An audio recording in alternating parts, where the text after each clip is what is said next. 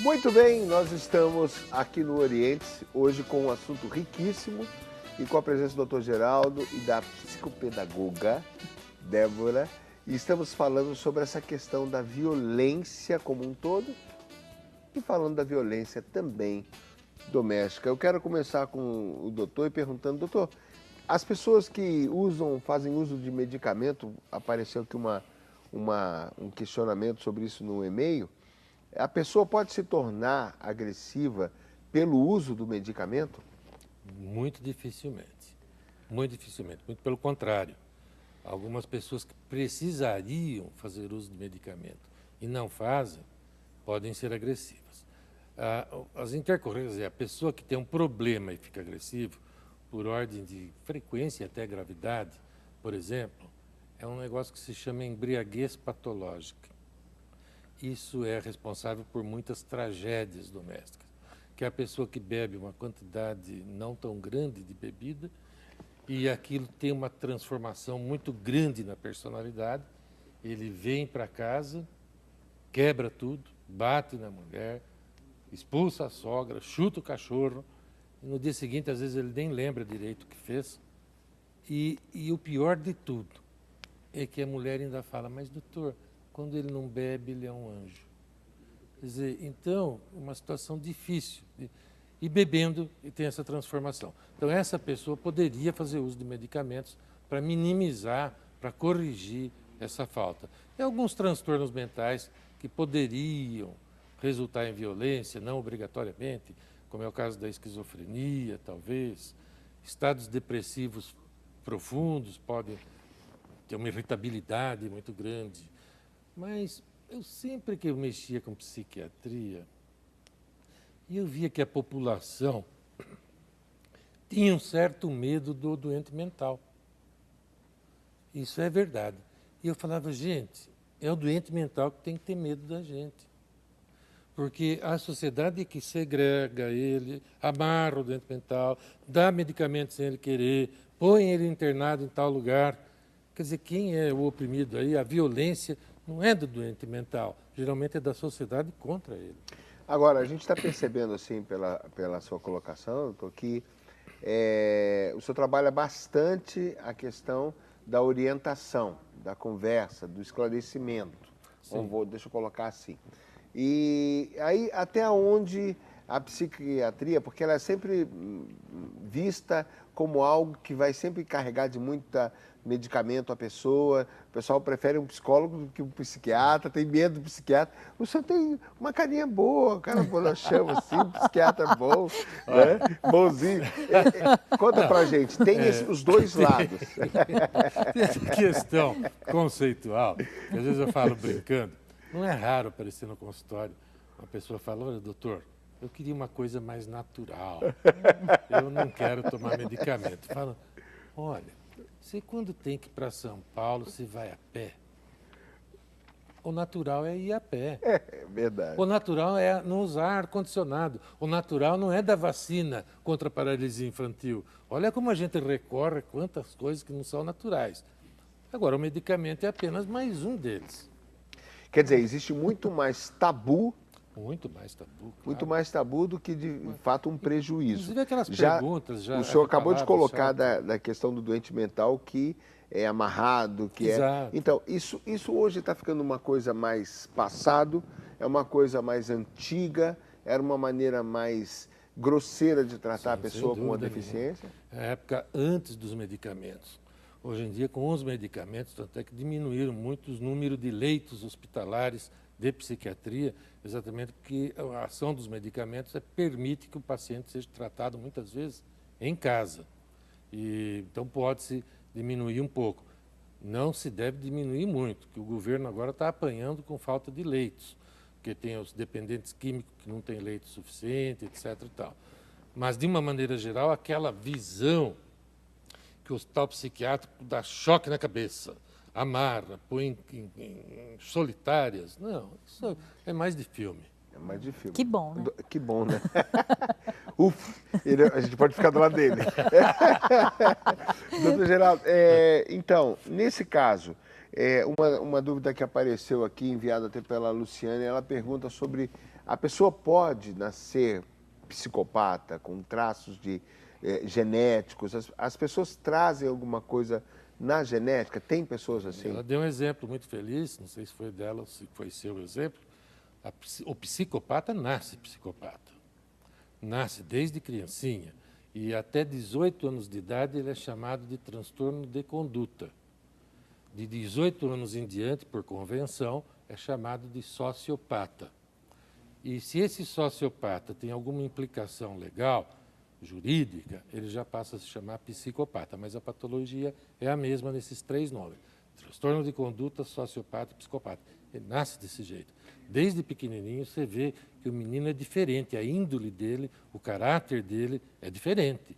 Quer dizer, o que ele faz com os animais é diferente. O que ele faz com as crianças menores que ele é diferente. Então ele tem uma maneira comportamental diferente. Tem inclusive teve um menino aí que recentemente matou a família inteira. A hipótese diagnóstica mais plausível é que ele fosse um sociopata. Só que antes dos 18 anos é chamado transtorno de conduta. E nesse caso, a gente pode dizer que a pessoa ela vai trazer uma violência nata? Já nasce... Nesse caso, especificamente do sociopata psicopata, sim. Ele já é voltado exclusivamente para agressão. Não necessariamente uma violência explícita. Pode ser uma violência não explícita, digamos assim, o método muda. Se ele estiver mais refinado, ele é um estelionatário. Menos refinado é um ladrão de galinha. O senhor já está respondendo a minha próxima pergunta. Quer dizer, se o ambiente favorece, como ela estava colocando, um ambiente familiar interessante, equilibrado, que ajude a ele a ponderar, a ter noções, ele não necessariamente vai ser violento. Não necessariamente, pelo contrário. A violência é uma exceção no sociopata. Olha no aí. Psicopata, ao contrário do que todo mundo pensa. Por quê? Porque ele esconde a violência, ele sobrevive às custas do disfarce da violência. Ele nunca é o culpado, ele é sempre a vítima, ele é sempre o coitadinho, é o outro que é culpado. Esporadicamente a gente vê uma tragédia como essa que nós vimos, e onde realmente ele que tornou Sim, claro. mas do jeito que você colocou, a pessoa é violenta e disfarça. Ou eu Sim, entendi é errado? violento no sentido de desprezar totalmente, absolutamente o direito do outro. Tá, violento no direito do outro. Sentimento do outro, o direito do outro, o espaço do outro. Que é o caso que a gente viu até esse recentemente, mas daquela menina que com o namorado matou os pais. Exatamente. Daqueles 2 meninos que puseram a bomba na mochila em Boston e que nas entrevistas todo mundo falava, mas eram 2 meninos que estudavam, que eram calmos, que eram tal, e maquinaram tudo aquilo. Então, normalmente você percebe isso, que depois que acontece a referência de falar, mas eram crianças calmas, apáticas, não brigavam com ninguém na escola, não agrediam pai e mãe, não faziam nada mas e se tem transformaram. Um estopim? Para o sociopata, não. Ele gira em torno da vantagem dele. Aliás, tem umas características muito curiosas. Por exemplo, ele não se corrige pela experiência absolutamente. Não se corrige pela experiência significa que não adianta bater na criança. Não adianta prender a criança. Não adianta pôr de castigo a criança. Se ele é sociopata, ele não se corrige. Segundo, ele jamais se arrepende. Não se arrepende de nada. Ele não vê desequilíbrio naquilo que faz. Não, pelo contrário. A meta dele é o seguinte, desde que eu leve vantagem, eu faço qualquer negócio. E essa é a diretriz básica do sociopata. Então, me perdoe, a gente pode ter sociopatas aí nas empresas, né, pessoas que usam a ganância, que usam vantagens escusas de outra forma, usando a mesma linha de pensamento, Exatamente. que a questão aí é o direito do outro. Então, por exemplo, quando se fala do direito do consumidor, né, uma empresa que maquina faz um monte de trama e quer que os outros se danem, que às vezes é a cabeça do dono da empresa, ele pode ser um sociopata. Pode, inclusive, se você reparar bem, toda novela tem um sociopata. Porque é uma figura que mobiliza muito as emoções, a conduta dele, o comportamento dele. Mobiliza arquitetando o mal, a maldade, o levar vantagem, às custas de todo mundo sofrer. Mas ele Que até o sofrimento do outro não atinge. não atinge. E como é que a gente cuida de uma pessoa dessa? No medicamento? Olha, Ou esse dois caso é o livros caso. que eu escrevi, Esse a gente tem que os botar no 3 choque. livros que eu fiz de psiquiatria, eu não comentei do sociopata, por um capricho meu. Eu acho difícil a gente acabar considerando uma doença uma pessoa cujo único sintoma é a maldade. Não compreendi. E é difícil falar assim, que doença você sofre? Maldade. Entendi. Isso, para mim, tem um ditado que fala, para problemas éticos, soluções éticas. Para problemas médicos, soluções médicas. Se o cara é maldoso, é uma questão de ética. Então, aplica-se nele uma solução ética, não médica. Tem cadeia, tem juiz, tem um monte de coisa. Então, por quê? Mesmo porque não tem tratamento médico, não tem nenhum tratamento médico registrado na medicina que tenha recuperado um sociopata. Tá. Então, a gente pode dizer, Débora e doutor, que a gente tem aí uma trama, né? Que a pessoa humana, ela é um desafio. Sim. E ela tem aí várias inclinações, e seus dons, suas capacidades, os percalços sofridos, e a pessoa ela precisa das intervenções oportunas.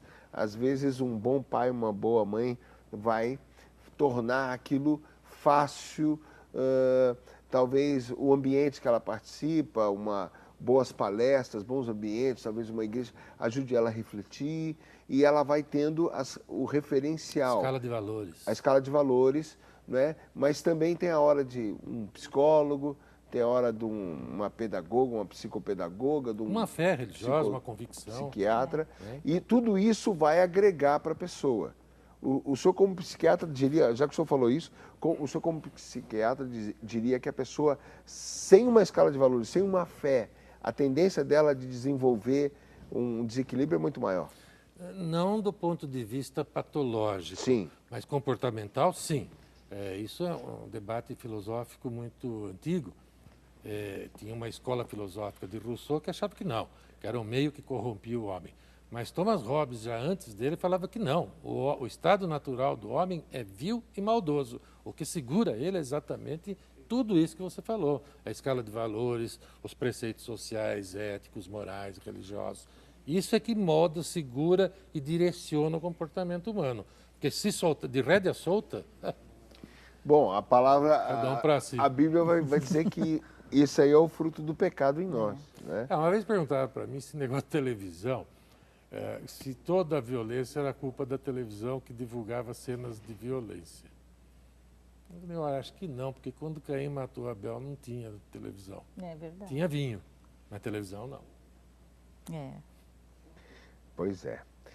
Aqui uma pessoa que é bom a gente não identificar faz uma pergunta dizendo: um homem mora perto da minha casa, tem um problema mental e é estrupador e ninguém interna nem prende porque alegam ser errado. Nesse caso que o senhor colocou, ela pergunta: isso é verdade? É errado prender um homem desse? O senhor já colocou a resposta. É uma tendência né? muito ruim da sociedade.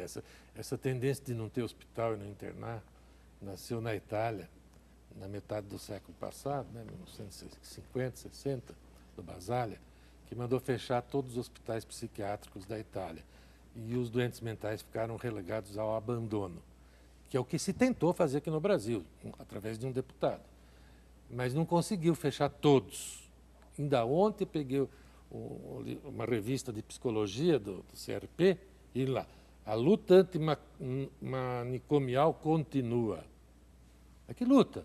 Vai deixar abandonados os pacientes mentais, que nem o caso desse senhor. Não tem vaga, não acha direito a internar, isso e aquilo. Veja bem, é um ônus muito grande, é um perigo para a sociedade deixar de dar assistência psiquiátrica para quem precisa. Assim como é perigoso também o extremo de querer internar todo mundo. Né? Certo, então ele não é um inocente e precisaria cuidar desse caso. Precisaria, sim. Certo, agora, nesse caso que o senhor está colocando assim, nós temos que lidar com as pessoas de uma maneira também muito equilibrada e aí entram os profissionais, porque eu ia falar justamente o que o senhor disse. A tendência de todo mundo é apontar quem é desequilibrado, quem merece cadeia ou hospital, e eu fico aqui porque eu sou normal. Eu sou... Doença mental é uma doença ruim que dá nos outros.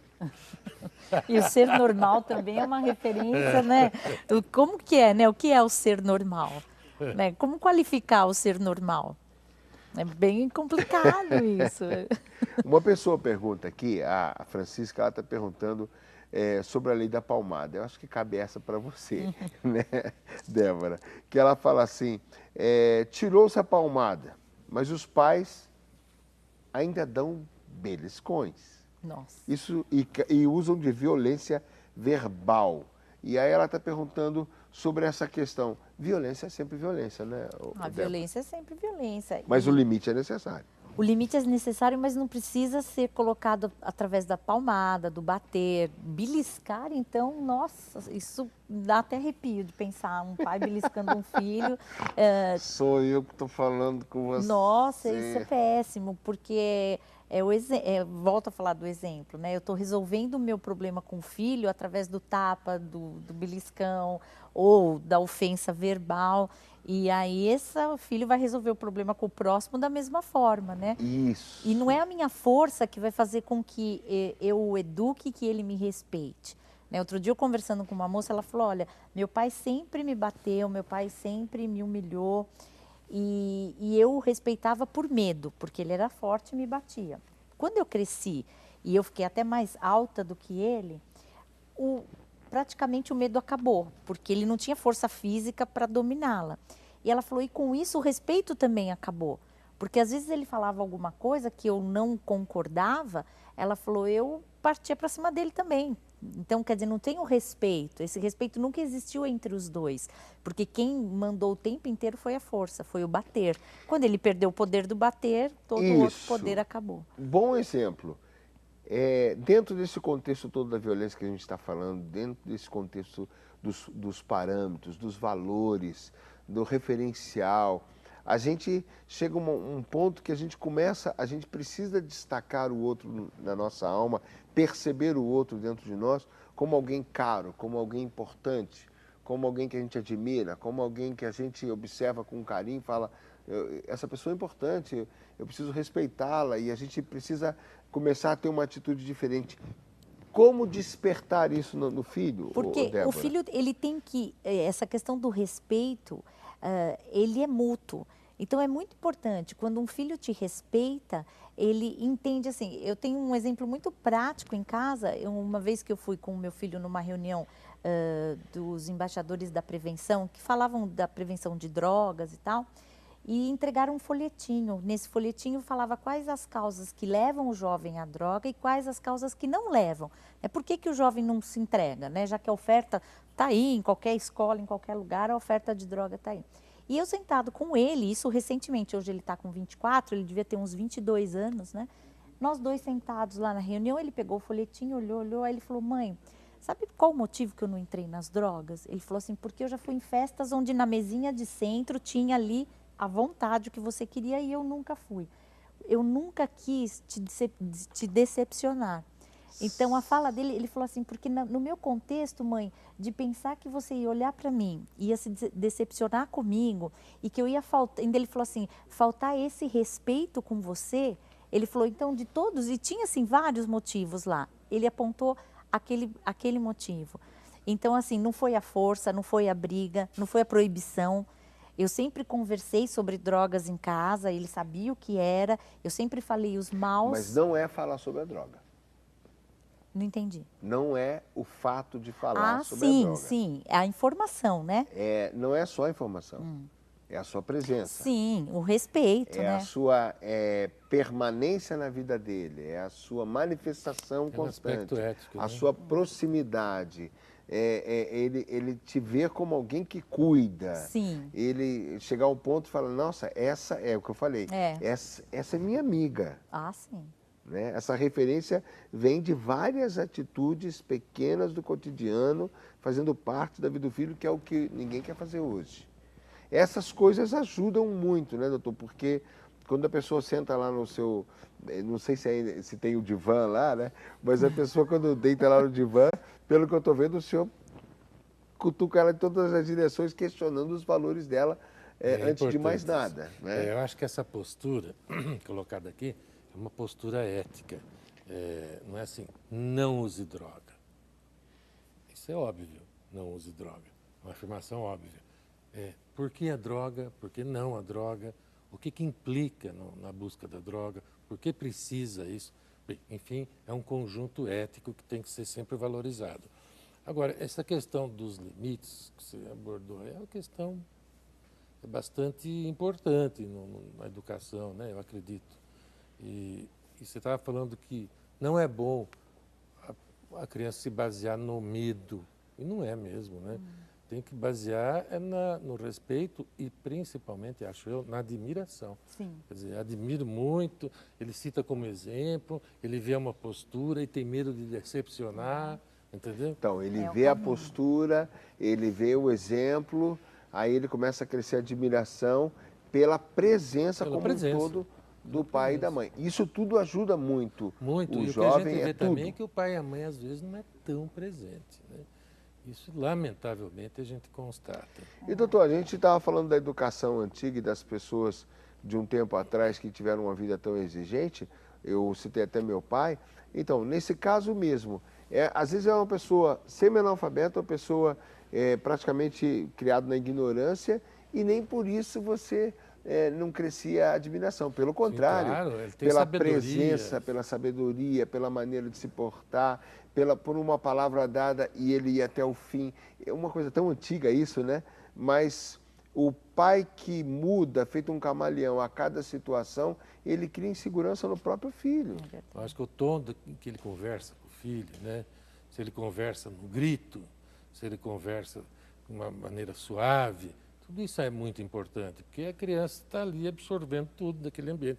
Claro que ele tem a personalidade dele mesmo, da criança, mas ela está sujeita a todas essas influências positivas e, infelizmente, as negativas também. Mas é o melhor momento para o pai passar, ou para os pais, né, passarem alguma coisa de positivo.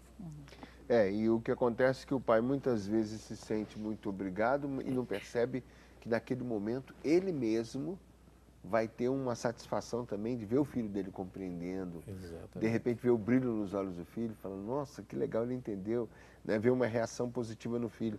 E curtir o momento também de orientador, né? Claro. Nem sempre o pai se sente assim e acha que aquilo é um peso e quer fugir daqueles momentos. Eu ainda estava recentemente falando que antigamente, em função de todo mundo não ter televisão em casa, as pessoas conversavam muito mais. Então era aquela coisa de sentar na calçada para bater papo à noite, a família se reunia para conversar e transferiam-se as histórias da família. Então as pessoas sabiam o que a avó fazia, o que o avô tinha feito, a origem da família. Hoje você pega um jovem e pergunta a história do avô dele, que hoje está aí firme, jovem, também trabalhando, esse adolescente não sabe. Muitos não sabem nem a história do pai. Não sabe nem a história do pai. Então faz muita falta isso no contexto familiar. E nisso se perde a admiração. Claro. Sim, não cresce a admiração. porque não sabe a história da família. Então, assim, em casa a gente tem até o costume, outro dia eu comentei isso com meu marido, eu falei assim, você vê como as crianças, apesar de serem os dois grandes, mas são eternos, né? Mãe vai falar sempre criança. Como as crianças, eles gostam de, quando tem alguém, por exemplo, meu filho está com uma namorada recente, a gente está à mesa, ele, mãe, conta aquela história, coisas de família. E aí a gente dá risada pela 10ª vez, mas para a menina é a primeira, então todo mundo dá risada de novo, conta aquela história. Que isso é gostoso, né? E isso é importante, Isso porque gera aí tem a admiração, os valores, né? O respeito. E é uma forma, assim, que não requer poder aquisitivo nem nível intelectual elevado, né? Basta a boa vontade da família de querer se reunir, contar e toda suas família histórias. tem história. Como não? E muitas. Bom, esse é o Oriente falando sobre a violência na família, apesar desse papo tão gostoso. Né? A gente vai para o intervalo, a gente volta já.